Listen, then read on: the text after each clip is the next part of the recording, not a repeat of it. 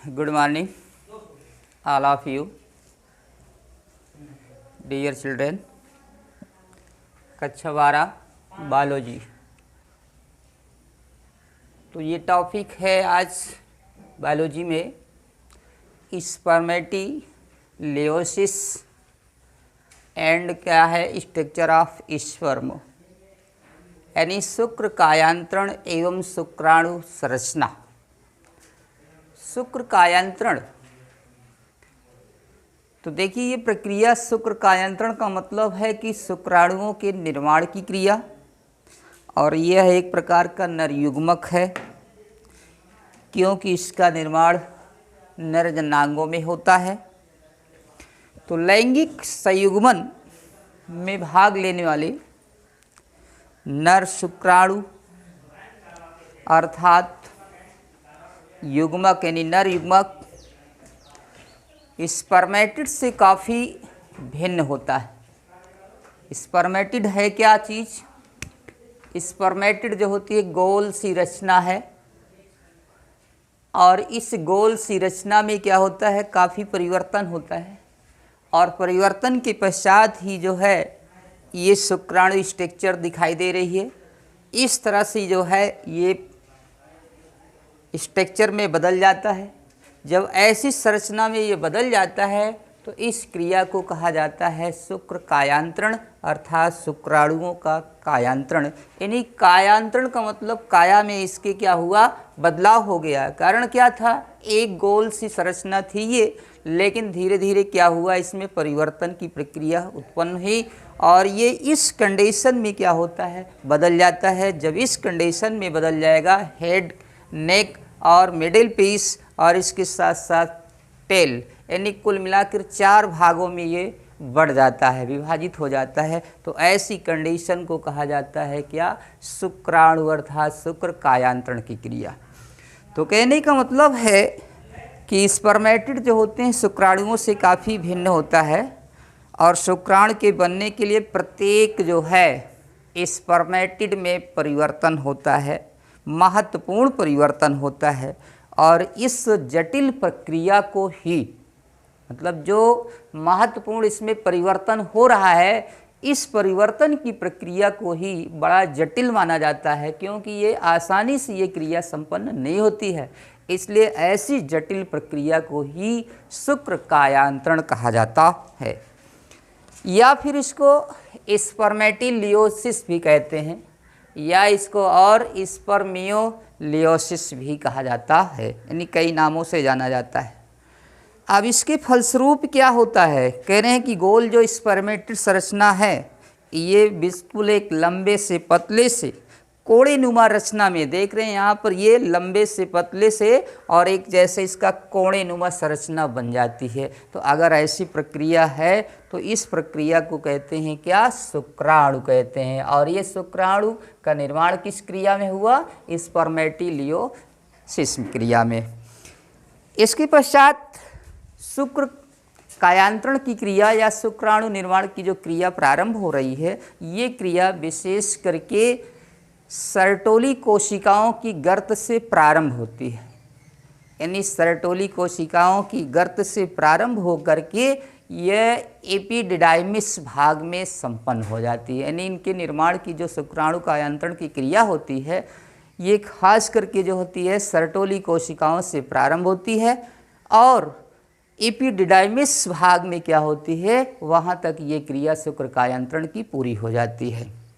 अब इसके बाद आता है कि मनुष्य में शुक्राणु की यानी कैसी रचना है, किस प्रकार से शुक्राणु की संरचना है। तो देखिए शुक्राणु संरचना में विशेष करके क्या होते हैं, मनुष्य का शुक्राणु जो होता है 60 माइक्रॉन्स लंबा होता है। यानी मनुष्य मानव की, क्योंकि स्तनधारियों की बात कर रहे हैं यहाँ पर, स्तनियों की, तो इसमें मनुष्य जो है एग्जाम्पल में लिया गया कि मनुष्य का शुक्राणु जो होता है यानी कितना, लगभग जो होता है ये नियर अबाउट लगभग 60 माइक्रोन लंबा होता है। यानी 60 माइक्रोन इसकी लंबाई होती है, और ये शक्रसा अगुणित तथा चल, चल का मतलब मोटाइल इसको अंग्रेजी में कहा गया है, यानी कि गतिशील होता है। गतिशीलता क्यों होती है? क्योंकि इसमें जो होता है कई ऐसी रचनाएं हैं, जैसे ये टेल भाग होता है, टेल के द्वारा ही जो होता है ये गति करता है, फ्लोट करता है, यानी जो द्रव है उस द्रव में क्या करता है, ये तैरता रहता है। तो कहने का मतलब ये है कि इसमें सबसे पहला भाग जो आता है हेड है, यानी शुक्राणु जो है, शुक्राणु में 4 प्रमुख भाग पाए जाते हैं। पहला भाग है हेड, जिसको हमने कहा है सिर भाग, यानी हेड है सिर, या इसको शिखर भी कहते हैं। दूसरा भाग है ग्रीवा भाग, ग्रीवा नेक कहते हैं। तीसरा भाग है मध्य भाग, या इसको मिडिल पीस कहते हैं, मिडिल पीस, मिडिल पीस है। और चौथा भाग जो होता है अंतिम भाग, ये है टेल, अर्थात पूंछ होती है, टेल कहते हैं इसको। यानी कुल मिलाकर के 4 भागों से जो है शुक्राणु का निर्माण होता है, यानी शुक्र कायांतरण की क्रिया जो है इन्हीं 4 भागों से संपन्न है। तो पहला भाग जो है यानी कि सिर जो होता है, देखिए सिर जो होता है एक गोल सी रचना होती है, और गोल सी रचना जो है इस भाग को, या कहिए कि शुक्राणु का जो पूरा भाग है एक प्रकार की झिल्ली होती है, प्लाज्मा झिल्ली होती है।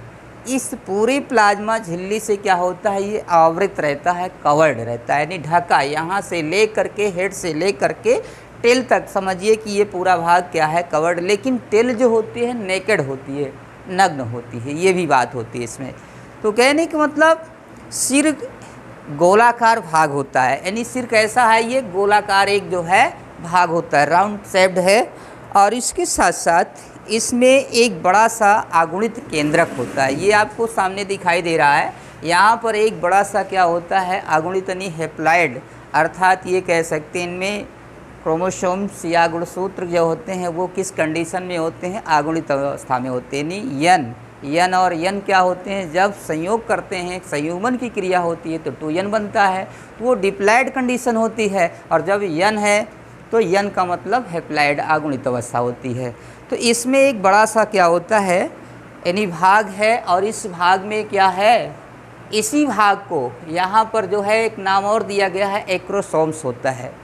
एक्रोसोम्स जो भाग है इसमें विशेष प्रकार के हार्मोन्सों का निर्माण भी होता है। वो हार्मोन्स है हाइलोरिनिडेज, हाइलोरिनिडेज हार्मोन्स क्या करता है, ये खास करके जैसे ये निषेचन की क्रिया में यानी अंडाणुओं के संपर्क में आता है, तो अंडाणुओं की जो चारों तरफ भित्ति होती है, वाल होती है, उस वाल को तोड़ने का काम करता है कौन, एक्रोसोम्स, जिससे इसका न्यूक्लियस और अंडाणु का न्यूक्लियस दोनों आपस में फ्यूज कर लेते हैं, संलयन कर लेते हैं, तो निषेचन की क्रिया संपन्न हो जाती है। तो कारण ये है कि मतलब एक्रोसोम क्या करता है, यानी अंडाणुओं की भित्ति को तोड़ने का काम करता है, क्योंकि इसमें विशेष प्रकार का हाइलोरिनिडेज एंजाइम पाया जाता है और ये सक्रिय अवस्था में रहता है। इसके बाद दूसरा भाग जो आता है इसमें, यानी ग्रीवा भाग है।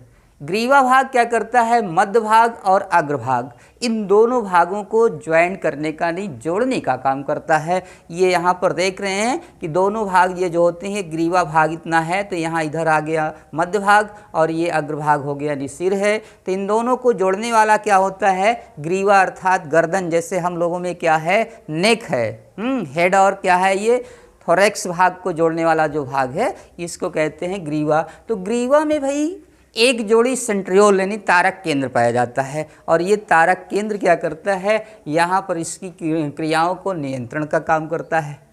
इसके बाद जो तीसरा भाग है, तीसरे भाग में आप देख रहे हैं मध्य भाग में, यहाँ पर माइक्रोट्यूबुल्स होती हैं, सूक्ष्म नलिकाएं होती हैं, और इन सूक्ष्म नलिकाओं पर जो होते हैं ऐसे सर्पिलाकार जो होते हैं माइटोकांड्रिया की कोशिकाएं या सूत्रकणिका जिसको कहते हैं, वो लिपटी हुई अवस्था में पाए जाते हैं ऐसे। और इनका वर्क क्या है, इनका वर्क ये है शुक्राणुओं को एक्टिव बनाना, सक्रिय बनाना।